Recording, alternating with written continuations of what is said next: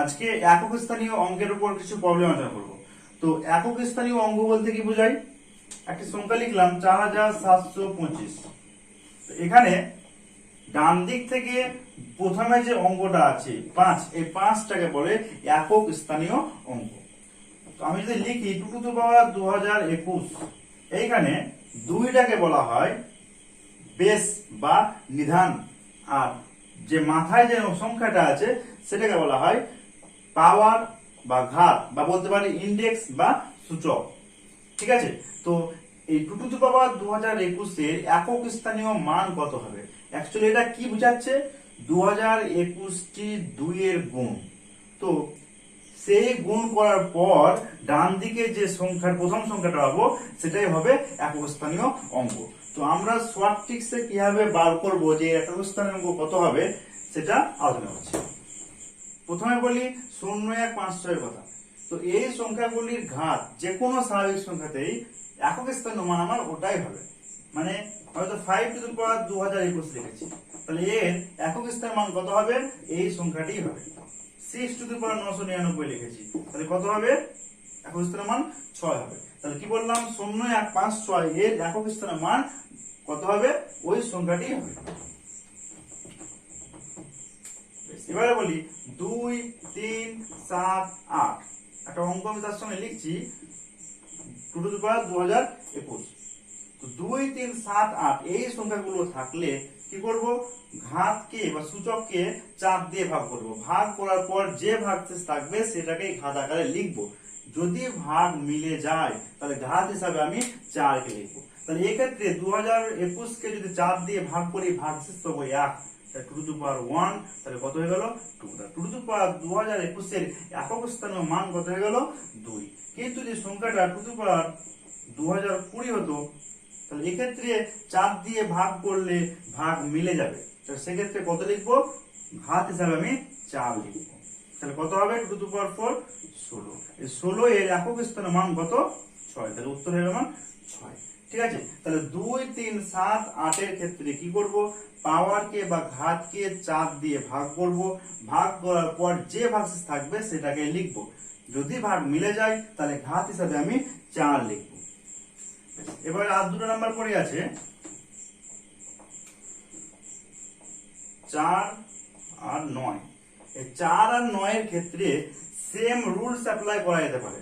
মানে 4 দিয়ে ভাগ করে যেটা ভাগশেষ থাকবে সেটাকে লিখতে হবে, এবং ভাগ মিলে গেলে 4 এটাও করা যাবে। প্লাস ওটা ছাড়াও আরেকটা নিয়ম করা যেতে পারে, এই দুটোর ক্ষেত্রে 2 দিয়ে চেক করা যেতে পারে।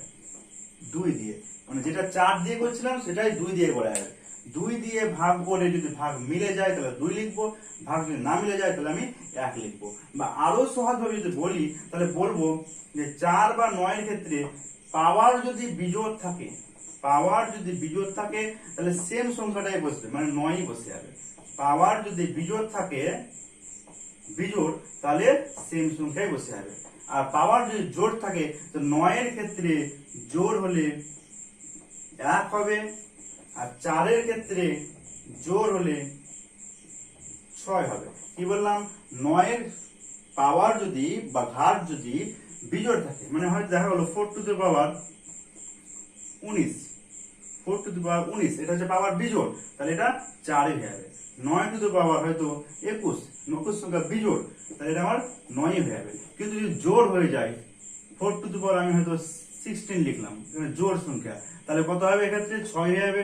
আর 9 টু দি পাওয়ার হয়তো আমি লিখলাম 18 জোড়, তাহলে এক্ষেত্রে স্থানীয় মান হয়ে যাবে 1। তো এই 4 আর 9 এর ক্ষেত্রে সহজভাবে বলা যেতে পারে, শুধু পাওয়ার দেখেও বলা যেতে পারে। আর যদি মনে হয় কি আমি এই ফর্মুলাতে হয়তো করতে পারছি না, তাহলে সেক্ষেত্রে আমি 4 দিয়ে একই রুলস সবার ক্ষেত্রে অ্যাপ্লাই করা যেতে পারে। 4 দিয়ে ভাগ করব, ভাগশেষ যেটা পাবো সেটাকে লিখবো, ভাগ মিলে গেলে বা ঘাত হিসাবে 4 লিখবো।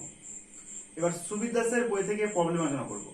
18 নম্বর প্রবলেম, 337 টু দি পাওয়ার 337 এর একক স্থানীয় অঙ্ক কত? 337 টু দি পাওয়ার 337। এখানে পুরো সংখ্যার দিকে আমি তাকাবো না, দেখবো একক স্থানীয় অঙ্ক কত আছে। 7, তার মানে অ্যাকচুয়ালি 7 টু দি পাওয়ার 337। 7 এর ক্ষেত্রে নিয়ম কি বলে এলাম? যে চার ঘাতকে 4 দিয়ে ভাগ করব, ভাগশেষ যত হবে তত লিখবো, ভাগ যদি মিলে যায় তাহলে আমি 4 লিখবো। তাহলে এক্ষেত্রে 337 কে 4 দিয়ে ভাগ করলে ভাগশেষ হয় 1, তাহলে 7 টু দি পাওয়ার 1 মানে হচ্ছে 7। তাহলে এই সংখ্যাটির একক স্থানীয় অঙ্ক কত হয়ে গেল? 7। ঠিক আছে, এবার 19 নম্বর problem, 264 to the power 102। 264 to the power 102 plus 264 to the power 103। তো এখানে একক স্থানীয় অঙ্ক কত আছে? 4। 4 এর ক্ষেত্রে নিয়ম বলে এলাম শর্টে যে ঘাতের দিকে তাকিয়ে দেখবো জোড় না বিজোড়। জোড় হলে হয়ে যাবে 6, বিজোড় হলে হয়ে যাবে ওই সংখ্যাটি মানে 4। তাহলে এক্ষেত্রে হয়ে যাবে 6, আর এক্ষেত্রে হয়ে যাবে বিজোড় আছে মানে 4, যোগ করলে কত হবে? 10। তাহলে একক স্থানীয় অঙ্ক হয়ে গেল আমার 0। আর কেউ যদি ভাবো কি না আমি 4 দিয়ে ভাগ করে করবো, তো 4 দিয়ে ভাগ করে করা যাবে। 102 কে 4 দিয়ে ভাগ করলে ভাগশেষ হয় 2, তাহলে হবে আমার 4 স্কয়ার, আর এখানে হবে 4 কিউব। তাহলে 4 স্কয়ার মানে 16, আর 4 কিউব মানে হচ্ছে 64। এখন 6 আর এদিকে 4 যোগ করলে হয়ে যাবে 10। তাহলে একক স্থানীয় অঙ্ক হয়ে গেল আমার 0। পুরোটা যোগ করে আমার লাভ নাই, আমার যোগ করতে হবে একক স্থানীয়। যখনই আমি 2 ঘর বা 3 ঘরের সংখ্যা পেয়ে যাবো, শুধু একক স্থানীয় অঙ্ক নিয়ে আমি কাজ করবো। 20 নম্বর প্রবলেম, 222 টু দি পাওয়ার 222।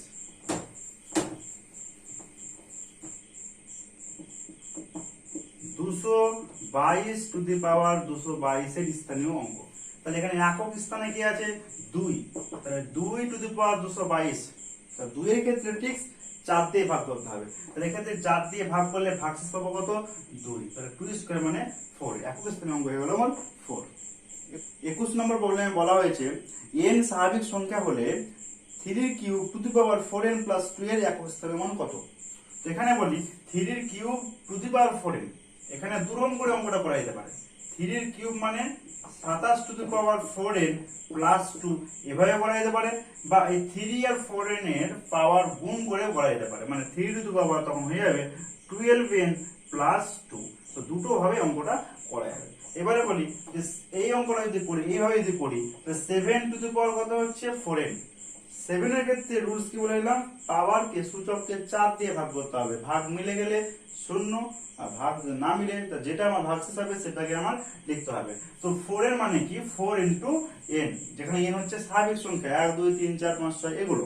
তো এই 4n কে যদি 4 দিয়ে ভাগ করি, মানে 4 4 কেটে যাচ্ছে, মানে ভাগ মিলে যাবে। তো এই ক্ষেত্রে আমি কত লিখবো? 7 টু দি পাওয়ার ভাগ মিলে গেলে 4 বসে, তো 7 টু দি পাওয়ার 4 বসবে প্লাস 2। 7 টু দি পাওয়ার 4 মানে 4টে 7 এর গুণ। তা দুটো দুটো করে যদি গুণ করে তাহলে কত পাবো? 49 ইন্টু 49 প্লাস 2। এই 49 এর আমি 9 নেব, এখানে আমি 9 নেব, তো 9 9 গুণ করলে কত হবে? 81 প্লাস 2। তাহলে 81 আমি 1 নেব, আর 2 যোগ করবো, তাহলে কত হবে?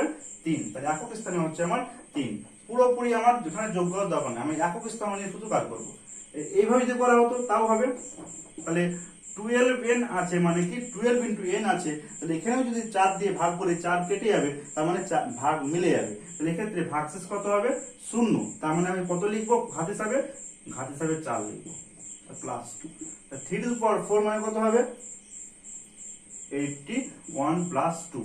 এবারে এখানে একক স্থানে অঙ্ক হচ্ছে 1, আর এখানে হচ্ছে 2, যোগ করে কত হবে?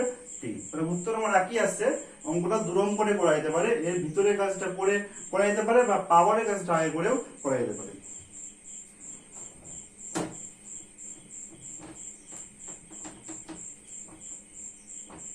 এই অঙ্কগুলোর ক্ষেত্রে এরকম থাকতে পারে, আবার হয়তো 3 to the power 4n plus 1 বা 3 to the power 4n plus 3। তাহলে এরকম +1 +3 এরকম যদি আকার দেওয়া থাকে, তার মানে বোঝায় যে এই ঘাতটাকে 4 দিয়ে ভাগ করলে ভাগশেষ পাবো এই 1টা, মানে এটা হবে 3 টু দি পাওয়ার 1। এইখানেও সেম, যদি এটাকে 4 দিয়ে ভাগ করি, তার মানে এই পার্টটা কেটে যাবে 4 দিয়ে ভাগ করে, কিন্তু পড়ে থাকবে 3, মানে তখন লিখবো 3 কিউব। তাই অঙ্কগুলো এরকম করে আসতে পারে, 4n plus 1, 4n plus 2, 4n plus 3, বা হয়তো 4n। Problem number 22, 25 to the power 25 to the power 62 51 plus 36 to the power 528 plus 73 to the power 54। তো প্রথমে বলেছিলাম যে 5 এর পাওয়ার যাই হোক না কেন আমার একক স্থানের মান কত হবে 5। 6 এর ক্ষেত্রেও সেম, তাহলে আমার 6 হয়ে গেল। এবার শুধু আমার কাজ করতে হবে লাস্টটা নিয়ে। তাহলে একক স্থানের মান কত আছে 3 আছে। 3 এর ক্ষেত্রে নিয়ম কি বলে এলাম 4 দিয়ে ভাগ করতে হয়। তাহলে ঘাতকে 54 কে যদি 4 দিয়ে ভাগ করি তাহলে কত পাবো, ভাগশেষ 2 পাবো, তাহলে হয়ে যাবে 3 স্কয়ার। এখন 5 আর 6 যোগ করলে 11 হয়, আর 3 স্কয়ার যোগ হবে 9। এই 11 এর একক স্থানাঙ্ক হচ্ছে 1, আর এদিকে 9, 1 আর 9 যোগ করলে কত হবে 10। তাহলে একক স্থানাঙ্ক হয়ে গেল আমার 0। ঠিক আছে, তাহলে এই ক্ষেত্রে আমার এই দুটোর ক্ষেত্রে কোনো খাটতেই হলো না, আমার ডাইরেক্ট হয়ে গেল 5 আর 6, শুধু আমার লাস্টটা নিয়ে কাজ করলে হয়ে যাবে।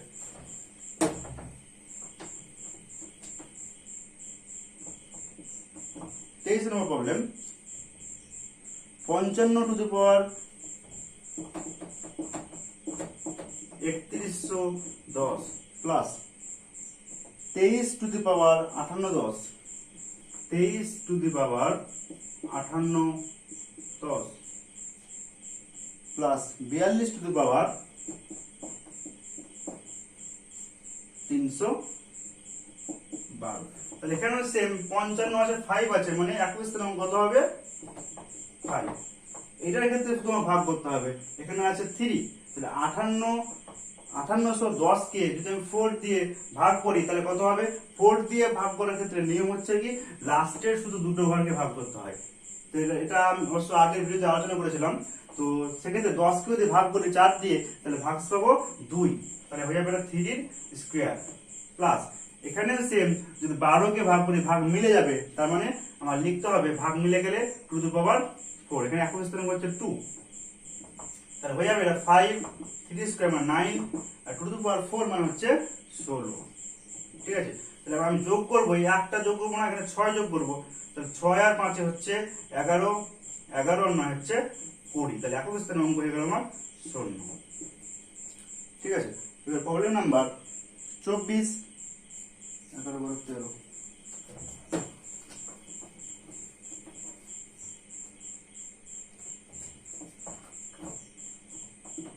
11 to the power 1, 12 square, 13 cube, 14 square, 14 to the power 4, 15 to the power 5, আর কত 16 প্লাস 16 টু দি পাওয়ার 6।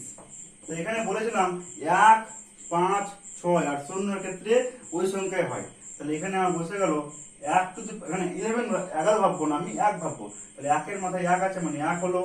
এখানে 2 এর স্কয়ার, 2 এর স্কয়ার মানে 4।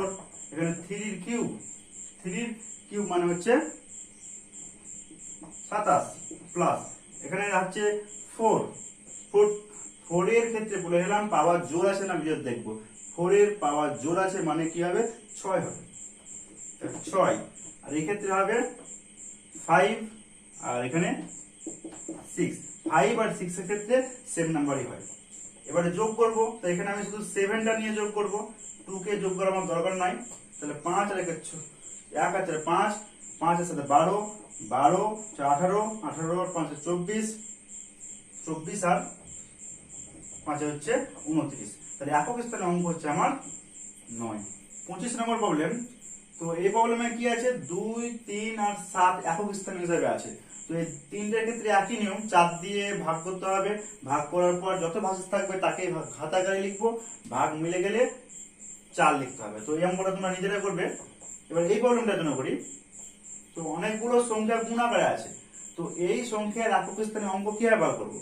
তো এই সংখ্যাগুলোর শুধু একক স্থানীয় অঙ্কগুলোর শুধু গুণ করতে করতে যাবো। তো কিভাবে গুণ করবো, 6 আর 2 গুণ করলে কত হয় 12। তো 12 আমি 2টাকে নেব একবার। 2 এর সঙ্গে 1 গুণ করলে কত হয় 2 হয়।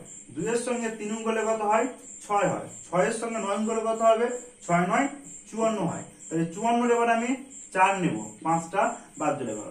4 সাথে কত হয় 28 হয়, তাহলে একক স্থানের অঙ্ক কত হয়ে গেল 8। তো এই টাইপের অঙ্ক আমার মুখে হয়ে যাবে, পরপর একক স্থানের অঙ্ক গুণ করতে করতে যাবো, যখনই 2 অঙ্ক হয়ে যাবে আমি শুধু একক অঙ্কটা নিয়ে কাজ করব।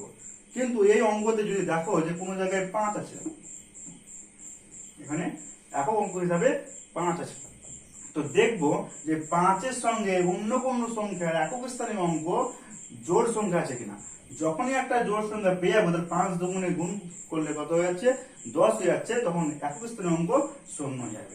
কিন্তু যদি এক জায়গাতেও জোড় সংখ্যা না পায়, সবই যদি বিজোড় হয়ে যায়, দেখা গেলো এটাও বিজোড় 3 হয়ে গেছে, তাহলে এখানে কোনোটাই আর বিজোড় জোড় সংখ্যা নাই, তাহলে সেক্ষেত্রে তখন কি হয়ে যাবে একক স্থানীয় সংখ্যা 5। তো 37 নম্বর প্রবলেম, 3 টু দি পাওয়ার 21 কে 5 দিয়ে ভাগ করলে ভাগশেষ কত হবে। তো এরকম ক্ষেত্রে এটার আগে একক স্থানীয় অঙ্ক বার করবো। তো 3 টু দি পাওয়ার 21 এর একক স্থানীয় অঙ্ক কত হবে, 3 টু দি পাওয়ার 1 মানে হচ্ছে 3। তো যদি আমি 5-এর নিচের সংখ্যা পাই, একক স্থানীয় অঙ্ক যদি আমি 5-এর নিচে পাই, তাহলে ভাগশেষ হবে ওটাই। কিন্তু যদি 5-এর বেশি হয়ে যায়, 5 বা 5-এর বেশি হয়ে যায়, তাহলে সেক্ষেত্রে 5 দিয়ে বিয়োগ করে দেবো। 5 বা 5-এর বেশি হয়ে গেলে 5 দিয়ে বিয়োগ করে দেবো, তাহলে আমার ভাগশেষটা পাওয়া যাবে।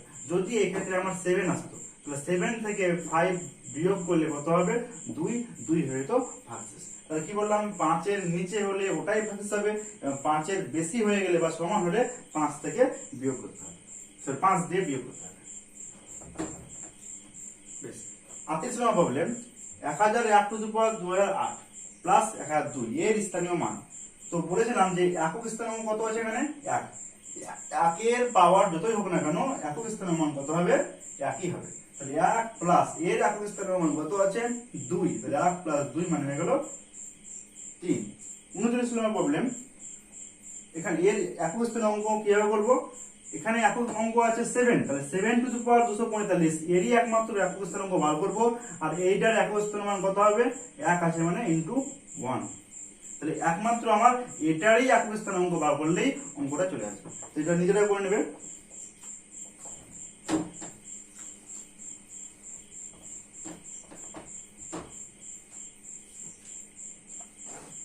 পঁয়তাল্লিশ নম্বর problem, 3 to the power 2n plus 9n plus 2 একে 3 দিয়ে ডিভাইড করলে ভাগশেষ কত হবে। তো দেখতে পাচ্ছি 3 টু দি পাওয়ার 2n মানে এর মধ্যে 3 গুণ আকারে আছে, 9n মানে কি এর মধ্যে 3 গুণ আকারে আছে, মানে এতটা টার্ম আমার 3 দিয়ে ভাগ হয়ে যাবে। তাহলে ভাগ কোথায়, কোন টার্মটাকে, শুধু এই টার্মটাকে ভাগ করতে হবে। তাহলে দেখতে পাচ্ছি যে 2 তো আর ভাগ যাবে না, ওটাই ভাগশেষ করে থাকবে, তাহলে অ্যান্সার হয়ে গেল 2। কিন্তু এটা যদি আমার 2 না হয়ে হয়তো 5 হতো, তাহলে 5 কে তখন আমি 3 দিয়ে ভাগ করে দেখতাম যে কত ভাগশেষ হতো, 3 কে 3 বলতাম 2 ভাগশেষ।